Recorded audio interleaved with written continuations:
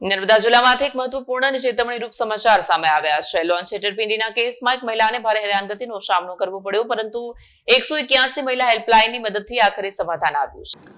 નર્મદા જિલ્લાના ડેડિયાપાડા તાલુકાના એક ગામમાં એક મહિલાને લોન છેતરપિંડીના કારણે મુશ્કેલીમાં મુકાવવું પડ્યું. મહિલાના જણાવ્યા મુજબ ગામના એક યુવકે હું હપ્તા નિયમિત ભરી દઈશ તેવી ખાતરી આપી મહિલાને તેમના પતિના ડોક્યુમેન્ટના આધારે લોન લીધી, પરંતુ બાદમાં હપ્તા ભરવાનું ટાળતા વસૂલાત માટે લોકો મહિલાના ઘરે આવવા લાગ્યા, જેના કારણે મહિલાને સતત હેરાનગતિ સહન કરવી પડી.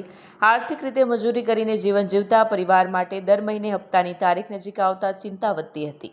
મહિલાએ આખરે 181 મહિલા હેલ્પલાઇનનો સંપર્ક કર્યો. માહિતી મળતા જ ટીમ તાત્કાલિક પહોંચી સમગ્ર મામલાની તપાસ હાથ ધરી.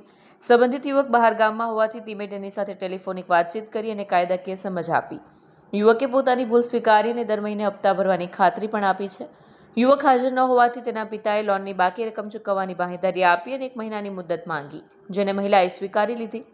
181 ટીમ દ્વારા બંને પક્ષ વચ્ચે લેખિત બાંહેધરી લઈને સફળ સમાધાન કરાયું. એક તરફ લોન છેતરપિંડીનો આ કેસ લોકોને ચેતવણી આપે છે, તો બીજી તરફ 181 મહિલા હેલ્પલાઇનની તાત્કાલિક કામગીરી એક મહિલાને ન્યાય અપાવવામાં મદદરૂપ બની છે. વિડીયો જર્નાલિસ્ટ સજન વસાવા સાથે સત્યા ટીવી ન્યૂઝ, ડેડિયાપાડા.